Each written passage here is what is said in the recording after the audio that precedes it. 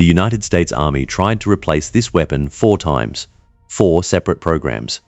Billions of dollars, decades of development, each one promising something faster, smarter, and more capable than what came before. Every single one was cancelled. And the weapon they were trying to replace. It is still in production. It is currently in active combat. And the version rolling off the assembly line today is about to receive an upgrade that will make it more lethal than anything that tried to replace it. This is the M109 Paladin, a howitzer that first entered service before the Beatles released their debut album. A design that has outlived every enemy it was built to fight, every budget that tried to kill it, and every engineer who thought they had something better. The question is not why it has lasted 60 years. The question is how a weapon keeps winning a competition nobody is officially running anymore. That answer changes everything you think you know about what makes a weapons system great. 1958. A US Army war planner is running a simulation of a Soviet armored assault through the Fulda Gap in central Germany. The scenario is not complicated. Soviet tank divisions cross the border. American armor moves to intercept. Artillery provides fire support. Here is where the simulation breaks down.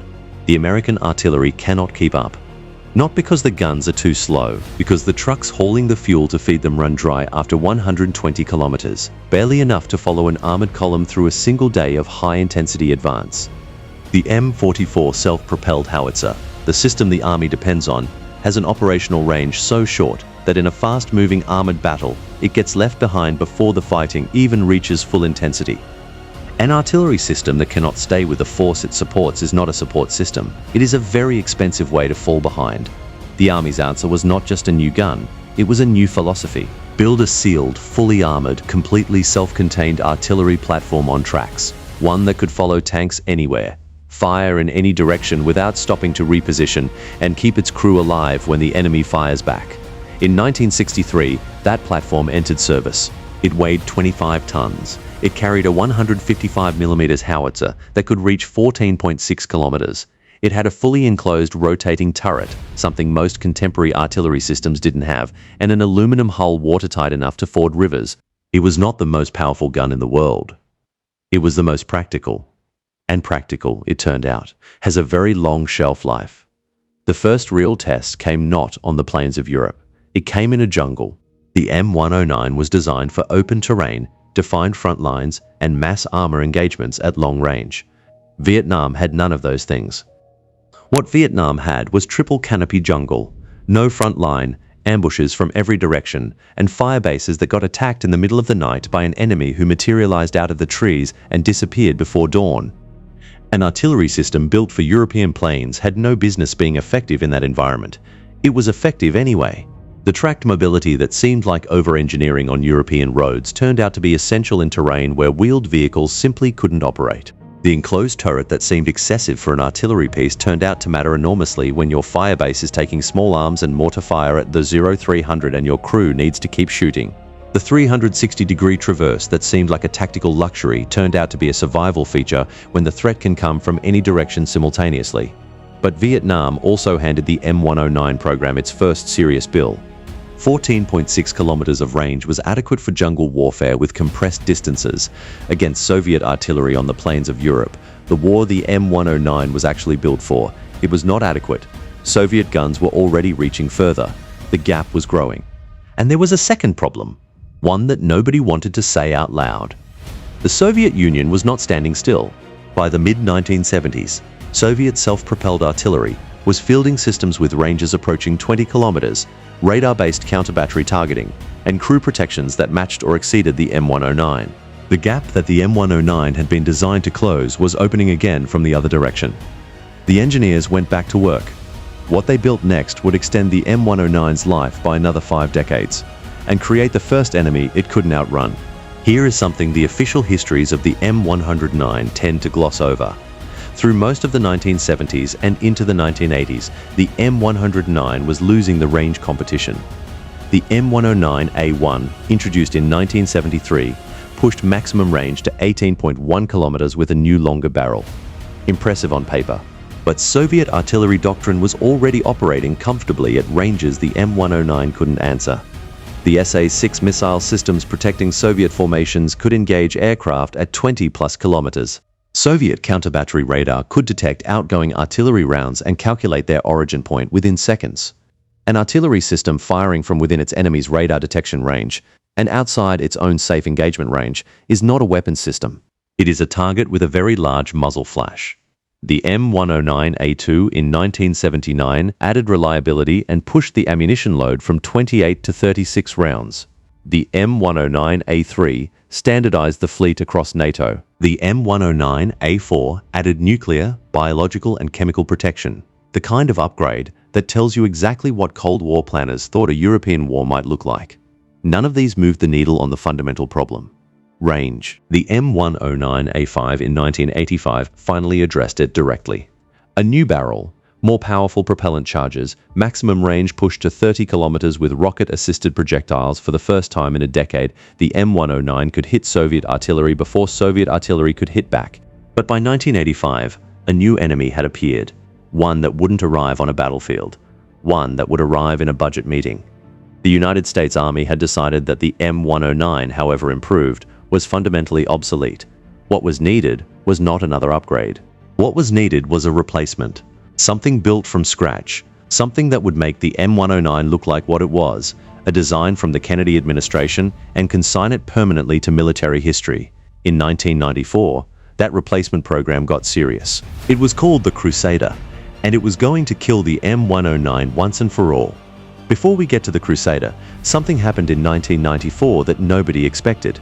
The M109 reinvented itself. The M109A6, the variant that earned the name Paladin, was not an improvement on previous versions in the way the A1 through A5 had been improvements. It was a completely different category of weapon wearing the same exterior. Here is what changed. Every previous M109 variant required external survey before it could fire accurately. Crews had to know precisely where they were on the ground, their exact coordinates, before the fire control calculations made sense. Establishing that position required time. Sometimes 5 minutes, sometimes 10. In a static Cold War artillery duel, 10 minutes was inconvenient. In a counter-battery environment where enemy radar detects your muzzle flash and has return fire inbound within 4 minutes, 10 minutes is a death sentence. The A6 Paladin eliminated that wait entirely. Inertial navigation, GPS positioning, fully digital fire control that calculated the firing solution automatically the moment the vehicle stopped. A crew could receive a fire mission digitally while driving, stop anywhere, a field, a road, a tree line, execute the complete firing sequence, and move before counter-battery fire arrived. Total time from stop to first round, under 60 seconds. They called it shoot and scoot. It sounds like a tactic. It is actually physics. You cannot be hit at a location you have already left. The Paladin made that simple truth operationally achievable for the first time. The crew dropped from 6 to 4. The turret interior was redesigned. Kevlar spall liner added. The M109 had become something its original designers in 1952 could not have imagined, a digital, autonomous precision fire platform. And then the Army tried to kill it anyway. The XM 2001 Crusader program promised everything the Paladin wasn't. An automated loading system capable of 10 rounds per minute, more than twice the Paladin's rate. Extended range beyond anything the M109 family had ever achieved. Completely new from the ground up. Development ran through the 1990s. Prototypes were built. Tests were conducted. In May 2002, the Secretary of Defense cancelled it. The reason given was weight. The Crusader had grown to 60 tons, too heavy for rapid strategic deployment. The real reason was broader. The post 9/11's strategic reassessment had shifted Army priorities toward lighter, faster forces built for counterinsurgency and rapid deployment. A 60-ton artillery system optimized for mass European armored warfare was a solution to a threat that had officially ceased to exist. The Crusader was gone. The Paladin was still there, one down. With the Crusader dead, the Army needed a plan. What they built was the M109A7, and the decision at the center of it was one of the most counterintuitive moves in modern weapons procurement. Instead of designing new mechanical systems for the upgraded platform, the Army adopted the powertrain, suspension, and drive components of the M2 Bradley infantry fighting vehicle, a 1980s design that was already in mass production and service across the Army.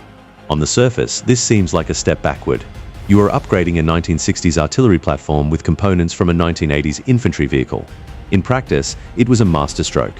The Bradley's support infrastructure is one of the most mature in the American military. Parts, trained mechanics, established supply chains, a depot system that knows every failure mode and has every fix documented. Adopting Bradley components means the M109A7 draws on that entire ecosystem rather than building a parallel one from scratch. The cost saving is not marginal, it is structural. But the component sharing was not the A7's most important innovation. The most important innovation was getting rid of the hydraulics entirely. Every previous M109 variant used hydraulic systems to move the turret and elevate the barrel. Hydraulic fluid is flammable. Hydraulic lines are vulnerable to battle damage. A single fragment in the wrong place and the turret stops moving, and hydraulic systems consume the vehicle's power budget voraciously, leaving little electrical capacity for anything else. The A7 replaced all of it with a 600-volt electric drive system.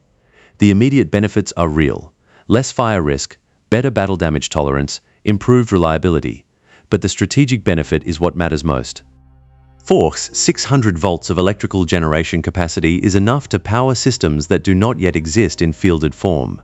Directed energy weapons, active protection systems, advanced sensor networks. The A7 was built to accept capabilities that its designers knew were coming but couldn't yet specify.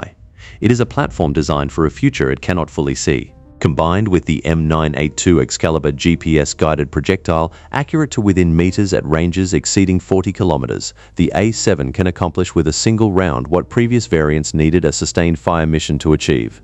2 replacement programs down. 1 more to go. In 2022, the M109 went back to war. Not in the counterinsurgency environment that had defined American military operations for 2 decades.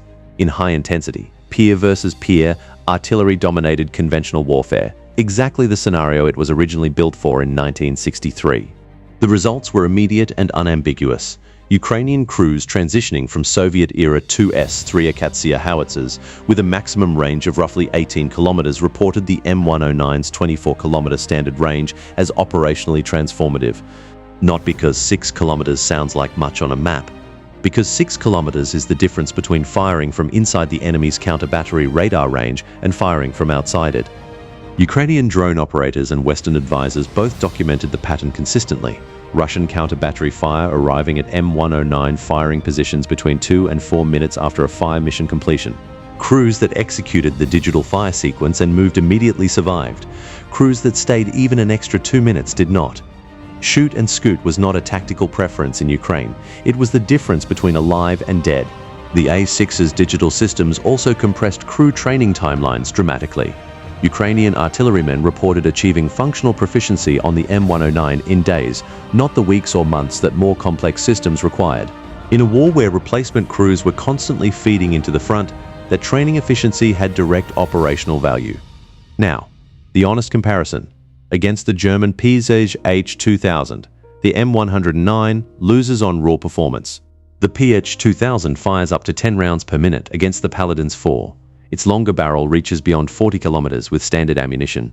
Ukraine has operated both systems simultaneously, and the range difference has mattered in specific engagements. But the Speech 2000 weighs 55 tons. It costs significantly more to procure and substantially more to maintain.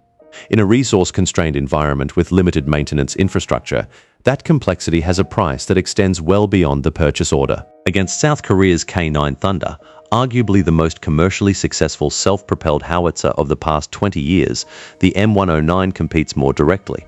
The K9 offers comparable performance to the PH-2000 at lower cost, and its export record speaks to genuine capability. It has, in several recent procurement decisions, beaten the M109 on both performance and price. So why does the M109 keep winning?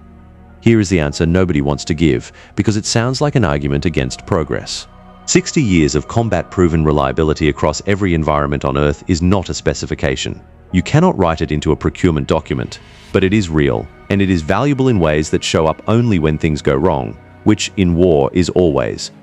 The global M109 support infrastructure, parts, trained technicians, documented failure modes, established logistics chains across 40+ nations represents decades of accumulated institutional knowledge. A new system arriving in theater for the first time brings its technical specifications and nothing else. The M109 brings everything that has been learned about keeping it running since Vietnam, and the program is not finished. The Army's current self-propelled howitzer modernization effort is evaluating barrel systems from multiple international manufacturers targeting ranges exceeding 70 kilometers. 70 kilometers puts artillery in operational depth, not just tactical support range, but the ability to strike targets that currently belong to air power and long-range missiles. If that program produces a barrel that fits the A7 chassis, the M109 family will have greater range than any system that ever tried to replace it. 3 replacement programs, 3 cancellations, 1 platform still standing. Here is what 60 years of M109 history actually teaches. The weapon systems that last are never the ones that are best at any single thing. The Crusader would have fired faster. The Urka prototype shot farther. Every replacement program identified a real limitation in the M109 and built something that solved it, and then got cancelled, because solving one problem perfectly while creating new ones, weight, cost, complexity, logistics burden, is not progress. It is a trade. The M109 has survived because it makes a trade that armies can actually afford to accept. Good enough range, good enough rate of fire, good enough protection, extraordinary reliability, manageable cost, a support infrastructure that 40 nations have already built and paid for. It was designed in 1952 to solve a specific problem, the gap between armor speed and artillery mobility. That problem has not changed. The battlefield has changed around it. The M109 has changed with the battlefield. 4 replacement programs tried to end its story. The Paladin buried all 4. The next chapter is already being written. The Army is choosing right now which barrel system goes on the next M109 upgrade. The decision will determine whether this platform reaches its centennial in active service, a milestone no other self-propelled artillery system has come close to. Here is the question we want you to answer in the comments. Is the M109 a great design that keeps adapting? Or is it a good enough design that keeps surviving because replacing it is too expensive and complicated? Those are 2 very different things. And which one you believe changes how you think about procurement, defense spending, and what better actually means in a weapon system? Tell us what you think. If this breakdown gave you something to think about, subscribe. We cover the decisions behind military hardware that don't make the headlines, the engineering trade-offs, the procurement battles, and the quiet logic of what actually survives. What platform should we take apart next?